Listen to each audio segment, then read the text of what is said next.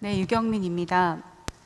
우선 제가 처음 원고 제목을 넘겼을 때 준비하시는 선생님들께서 한글 성경이라고 했으면 좋겠다.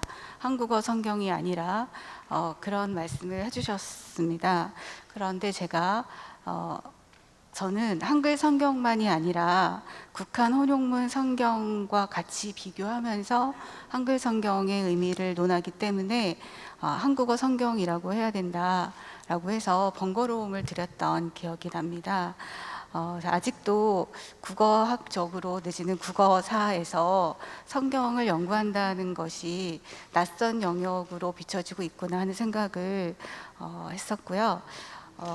무엇보다도 이 140주년을 기념하는 자리에 제가 함께 하고 있고, 그 국어사 영역에서는 좀 낯선 영역인데도 이 10여 년 넘게 입력하고 하면서 이 자리까지 오게 잘 이끌어 주신 모든 상황에 감사드리는 마음으로 발표를 시작하도록 하겠습니다. 첫 페이지에 저렇게 빨갛게 그 책 마지막 페이지가 올라가 있는데요. 저것이 제가 계속 입력하면서 활용하고 있는 텍스트의 마지막 페이지입니다. 저는 국어학자로서 국어사적 의미를 갖는 텍스트들을 선정해서 언어적 문제들을 살펴보는 연구를 계속하고 있습니다. 한국어 번역 성경에 대한 연구는 중세국어 지식을 바탕으로 설명해야 하는 부분이 많은 근대국어 자료 연구에 해당합니다. 저는 개인적으로 어휘 연구에 주된 관심을 두면서 언어 문화사적 맥락 위에서 한국어 번역 성경의 변청 과정과 번역본들 사이의 영향관계를 주로 살피고 있습니다. 사실 여기 함께 계시는 선생님들께서 축적해 놓으신 기독교 역사 연구를 토대로 기관별 도서관 소장 자료 탐색으로 연구를 시작했고, 한국어 번역 성경의 역사와 번역서 간의 관계를 재정리하면서 어학적 가치가 있는 한국어 번역본들을 대비하고 대비된 결과로 연구물을 계속 진행하고 있습니다. 화면에 보이는 한국교회사 문헌연구소에서 발간한 60권짜리 한국 성경 대전집의 텍스트 자료가 제가 전산화해서 기본 대비 자료로 활용하고 있는 매우 소중한 자료입니다. 성경 본문 대비 연구의 탁월성은 같은 내용을 전달하는 각종의 비교 기준, 시대별, 번역자별, 저본별 기준으로 다른 번역본이 있다는 데 그 탁월성이 있습니다. 본문의 대비 고찰을 통해서 국어학적인 관점에서 한국어의 변청 과정을 볼 수 있고, 철학적, 사상적 해석의 문제를 둘러싼 성경 말씀의 문제 인식도 그 언어 표현을 통해서 확인할 수 있다는 것입니다. 이에 최초의 한글 전용문 성경인 존 로스의 한국어 성경 발간은 국한 혼용문과 한문이 주류이던 시기에 민중을 포교의 주요 대상으로 해서 가독성을 높이고 그 독자를 위한 텍스트를 만들어냈다는 데에 큰 의미와 가치가 있습니다. 한글을 처음 만들었던 세종대왕은 문서 작성용 문자 시대에서 실제 사람이 음성으로 발음하는 소리를 적을 수 있는 문자를 만들었다는 데 의미가 있었는데요. 유교의 나라였던 조선은 한문의 실력으로 지도층의 세력을 이어갔고, 국교로 기능했던 불교는 그 경전을 국한 혼용문으로 언해하면서 대중포교를 지향했습니다. 대중포교를 지향하면서도 국한 혼용문을 포기할 수 없었던 것은 그 국교를 발판으로 권세를 유지하는 데 필요했던 세력이 있었기 때문에 국한 혼용문을 유지했고, 한글 전용문의 필요성이 그렇게 절실하지 않았던 것으로 보입니다. 불경 언어에서 확인되는 국한 혼용문은 지금 아주 작은 사진으로 되어 있지만, 첫 번째 사진인 월인 청강지곡처럼 한글 표기 아래에 한자를 표기하는 형식이 있기도 했고, 또 가운데 사진처럼 한자 아래에 한글로 그음을 표기하는 형식도 쓰였고, 또 제일 오른쪽 사진처럼 용비어천가인데요, 한글 주음 표기 없이 국한 혼용문이 쓰이기도 했습니다. 그러니까 저렇게 다양한 형태로 국한 혼용문이 발전 발달되고 있었음에도 쓰이지 않았던 한글이 만들어진 이후에도 이렇게 여전히 한문이 한문과 국한 혼용문이 문서 작성과 문자의 주류로 쓰였던 조선에서 고종은 공문서를 모두 한글을 기본으로 하고 그 후에 한문이나 국한문을 첨부하라는 칙령을 발표하기도 했는데 그럼에도 불구하고 한글 전용문은 좀처럼 만들어지지 않았습니다. 이에 한글 전용 성경이 만들어진 큰 의미가 있습니다. 또 우리 역사에서 일제강점기에는 그 이전부터 간행되던 국한문 성경이 서남문 성경으로 간행되기도 했는데요. 서남문 성경이라는 그 서명을 두고 국자를 쓸 수 없는 나라의 주인 노릇을 할 수 없는 슬픈 역사적 산물임에도 불구하고 그저 대한제국으로 국호를 바꾼 후에 조선이라는 명칭을 계속 썼기 때문에 국한문과 서남문이라는 서명이 오갔다라고 설명하는 분도 있는 걸 보았는데 슬픈 역사의 흔적으로 서남문 성경이 계속 발간되고 있었습니다.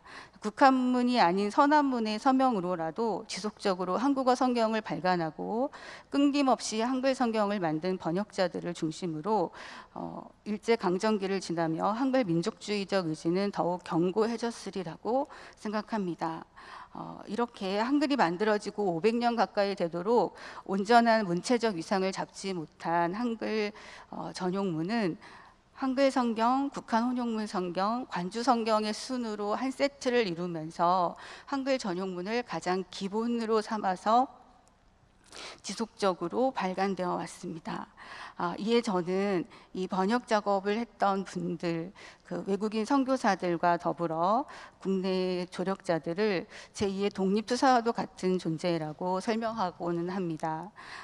한글의 나고 자람이 19세기 말 기독교, 개신교가 이 땅에 들어와서 유교와 불교와 토템 사상과 경쟁하면서 고난의 뿌리를 내리는 과정과 일맥상통하는 부분이 있기 때문에 한글과 복음이 서로를 살리고 그 가치를 드높이는 상생의 관계로 우리 민족의 희망이 되어 왔다고 생각합니다. 또 우리 역사위에서 세종대왕은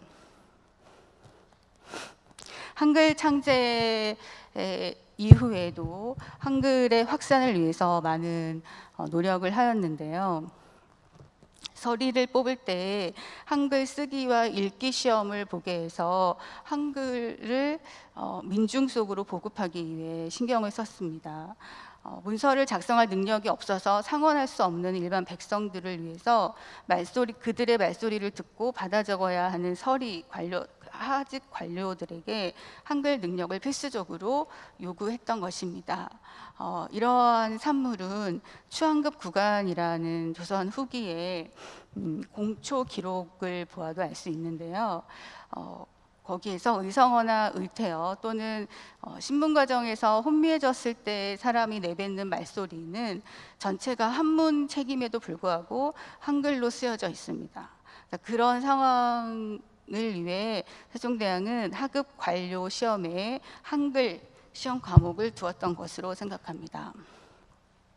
또 한편으로는 백성과 가장 가까이에 있는 관리들이었기 때문에 한글을 가르칠 수도 있었기에 이들에게 한글 실력을 요구했는데 중요한 것은 한글을 읽고 쓰기만 할 줄 알면 되지 한글로 쓰여진 단어가 무슨 뜻인지를 헤아리지는 않아도 된다라는 설명이 있습니다.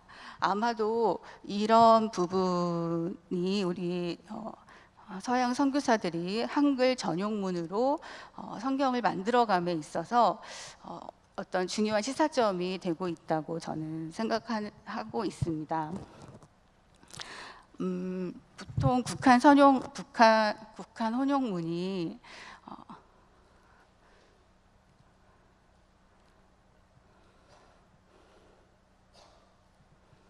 중국어 성경의, 그러니까 한문 성경이나 일본의 성경의 영향을 받았을 것으로 추정을 하지만 그렇지 않다는 것을 한글 성경, 국한문 성경, 관주 성경 이 한 세트의 발간 순서로 보아도 알 수 있고, 공인역본 이후에는 한글 성경 연구가 더 중요해지는 것이 이 순서가 더욱 정확해지기 때문인데요.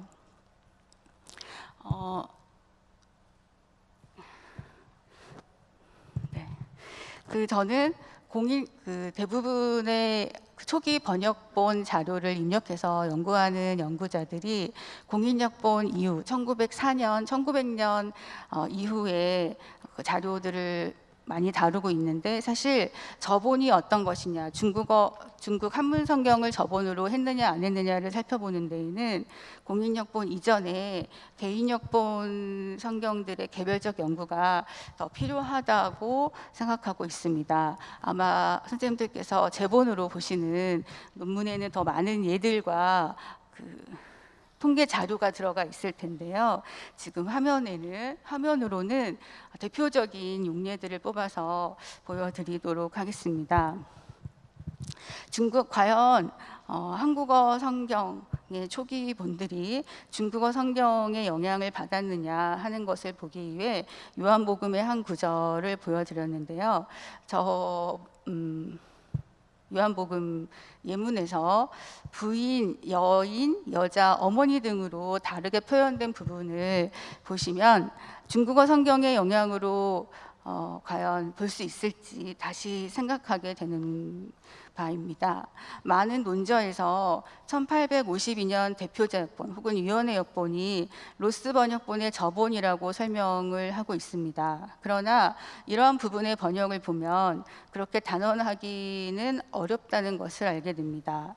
위원회 역본에서는 어미 모자를 쓰고 있지만 실제 로스 번역본에서는 모리슨 역본이나 브리즈만 역본의 영향처럼 보이는 부인이라는 단어를 쓰고 있습니다. 또 게일 역본에서와 같이 어머니라고 번역한 것에 대해서도 가장 한국적인 문체를 지향했던 게일이 예수와 어머니의 관계를 인식하고 아무리 예수님이시더라도 서양어에서처럼 어머니를 여자여라고 칭하는 것은 한국 문화상 어색하다는 것을 인식하고 일부러 채택한 단어인지, 아니면 어미 모자를 쓴 위원회 역본이나 쉐레셰프스키 번역본의 영향을 받은 것인지 그것을 단언하여 설명하기는 매우 어렵다고 생각합니다. 이렇듯 의문이나 단어 수준의 문제뿐만이 아니라 한국어 성경을 대비해서 연구를 하다 보면 문장 담화 구조 차원에 이르기까지 한국어 성경 연구의 영역은 무궁무진해집니다. 또 다른 한 예로 마태복음의 한 예를 보여드리고 있는데요. 주어적 속격의 전승이라고 된 글씨는 무시하셔도 되는 부분입니다. 나라의 임하옵시며라는 표현은 사도행전의 전혀 기도에 힘쓰더라나 사도신경의 저리로서 산자와 죽은 자를 심판하러 오시리라 등과 같은 문장과 함께 현대국어를 기준으로 보았을 때 매우 어색하게 인식되는 성경 번역 문체로 꼽히는 문장입니다.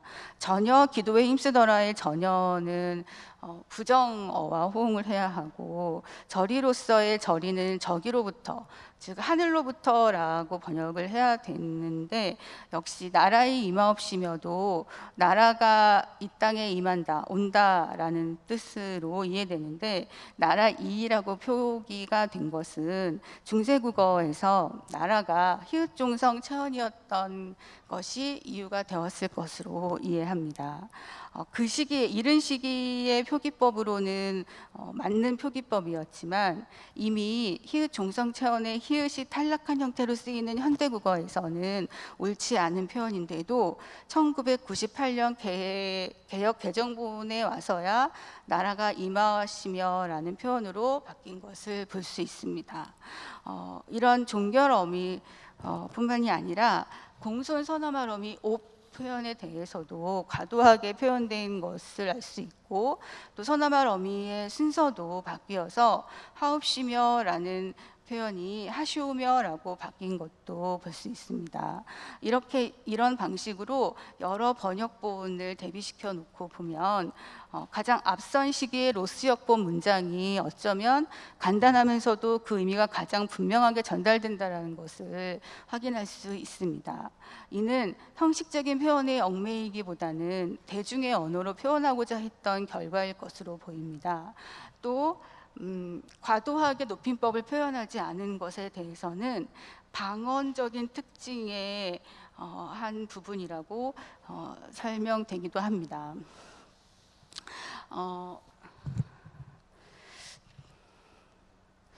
또 전에 발표해 주신 옥성득 선생님의 내용에서 또 강조가 되고 있었는데요.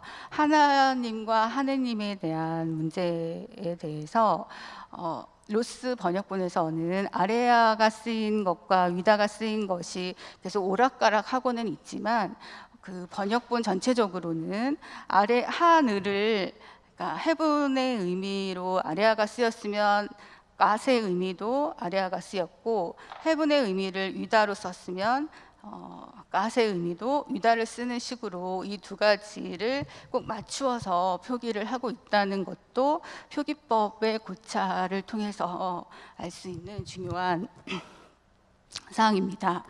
그리고 PPT 화면에서는 조금 준비가 덜 되었는데 그 책으로 묶여져 있는 발제문을 보시면 그 49페이지에 있는 표 3번과 같은 그 결과로 이제 그 연구를 진행을 하게 되는데요. 표 3번을 보시면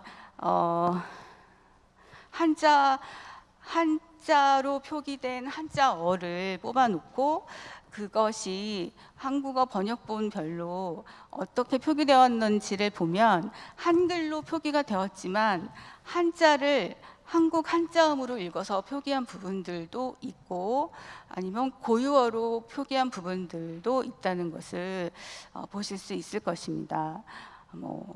상좌 같은 것이 수좌나 높은 자리, 높은 것으로 번역되기도 하고, 또 불가불 같은 것이 모름이 또는 부득불 또는 모름지기 같이 번역되기도 한다는 것을 볼 수 있는데, 전 이런 식으로 어절 단위로 끊어서 비교해 보았을 때 많은 이제 연구자들께서 로스 역본은 위원회 역본을 저본으로 번역이 되었다라고 말씀을 하시지만 저는 과연 그렇게 얘기할 수 있을까 하는 것을 이 자료를 대비해 볼수록 더욱 하게 되는 생각입니다. 한글 전용문으로 쓰였지만 한글로 쓰였다고 해서 그것이 고유어인 것은 아니고 한자어를 한글로 표기했을 뿐이고 로스 번역본에서는 그 통계치 빈도가 매우 높게 나타나고 있습니다. 그래서 많은 그 보고서를 통해서도 위원회 역본이 로스 역본에 저본이 되었다라고 설명이 되어 있기 때문에 그걸 전제로 놓고 자료를 비교하면 그렇게 맞춰지게 되는데요. 이렇게 통계 자료를 한 어절씩 비교를 하게 되면 거의 이것이 중국 한문 성경을 저본으로 했기 때문에 이런 어휘를 썼고 이런 표현이 나왔다라고 설명하기 어려운 부분들도 그 숫자 못지않게 나온다는 것입니다. 특히 저본 문제를 판정할 때 가장 명확하게 우리에게 길을 알려주는 것은 외래어 표기 부분에서 그걸 확인할 수 있는데요. 로스 번역본의 외래어 표기는 단 하나도 중국어 성경의 영향으로 표기되지 않았습니다. 그래서 일반적인 문장을 구성하는 표현이나 단어들의 일부가 위원회 역본의 단어 비슷하게 아까 그 어머니 여자여처럼 비슷한 부분으로 가져와서 쓰일 수는 있었겠지만 외래어 표기 같은 부분을 보았을 때 전혀 중국어 한문 성경에 영향을 받았다고 볼 수 없기 때문에 로스 역본의 저본을 중국어 성경이다라고 전제하고 우리가 자료를 보아 나가는 것이 정말 맞는 것인지는 재고해야 될 문제이다라는 생각을 공부를 하면 할수록 더 하게 되는 상황에 저는 있습니다.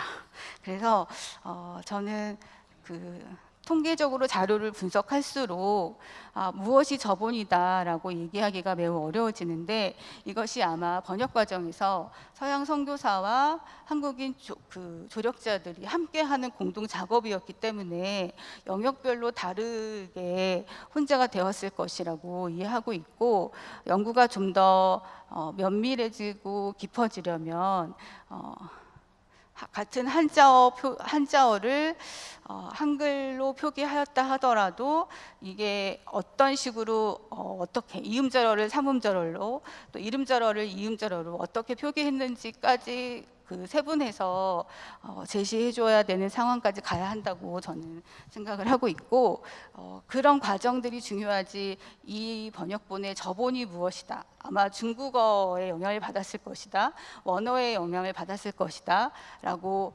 결론을 내는 것은 그렇게 중요하지 않다라고 생각을 하고 있습니다.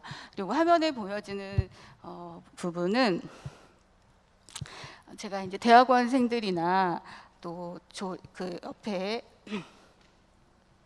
최근에는 외국에서 한국어 성경을 연구하고 싶다고 찾아오는 학생들도 있는데요. 그런 학생들과 함께 작업을 하면서 최근에 갖게 된 생각들입니다. 세계 각지의 언어로 성경이 번역이 되고 있기 때문에 한국어 교재로 활용할 수 있는 새로운 버전을 만들어서 이것을 선교 겸 한국어 교육용으로 활용할 수 있지 않을까 하는 생각을 하고, 미얀마 학생과는 실제로 아주 적은 영역을 대상으로 해서 이 작업을 해서 발음 교육용부터 활용을 하고 있기도 합니다. 그래서 앞으로는 더 넓게 이 한국어 교육과 성경을 연계해서 진행하는 작업이 더 필요하지 않을까 하는 생각을 하고 있고, 또 최근에는 인지언어학적인 관점에서도 교회에 오래 다니신 분들이 구사하는 문장의 특징들, 또 번역서를 낼 때에도 쉽게 현대적인 문체로 바꾸지 못하는 이유가 뭘까 하는 것의 특징을 인지언어학적인 접근으로 풀어내는 연구들을 또 진행을 하고 있습니다. 그래서 한국어 성경에 대한 국어사적인 또는 국어학적인 연구의 분야가 갈수록 넓어지고 해야 할 일들이 얼마나 많은지를 더 자각하고 있는 시간들이 깊어지고 있는 중입니다. 예수의 이야기 성경은 신앙으로 접근을 할 수도 있고 인문학의 여러 분야에서 학문적으로 접근할 수도 있습니다. 그러나 무엇보다 중요한 것은 고고학적이고 문헌학적인 연구, 또 언어학적인 분석보다 영감에 힘입어서 해석이 앞서서는 안 되고, 그 해석은 분석을 바탕으로 정밀하게 진행되어야 한다고 생각하고, 그 연구들을 위해서는 성경의 DB화가 중요하며, 어떤 성경 번역의 규칙이 정해지기 이전에 개인 선교사들의 개인 번역본에 대한 고찰이 더욱 필요하다고 생각을 하고 있습니다. 이 저의 연구는 아직 해석적인 연구 단계까지는 가지 않았으며, 또 국어학적인 연구가 해석적인 연구가 되게 하지 않기 위해 노력하고 있는 중입니다. 선교사들의 보고서 내용에 의존할 수도 있고, 또 다른 관찰자들의 보고서 내용에 의존해서 진행을 할 수도 있지만, 실제 번역되어 있는 표현된 언어 분석 결과만으로 언어적인 논의를 진행하는 일이 더 깊어져야 할 것 같습니다.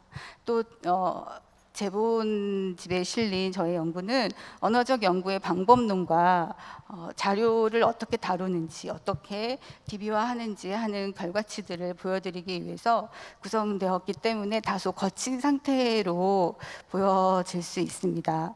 그래서 발표문보다는 이후에 이어지는 토론문에서 국어학적인 접근과 또 이 연구들이 앞으로 정밀하게 어떻게 더 세분화되어야 하는지를 민현식 교수님께서 잘 더 체계적으로 이야기해 주실 것으로 믿습니다. 감사 말씀드리며 마이크를 넘기도록 하겠습니다.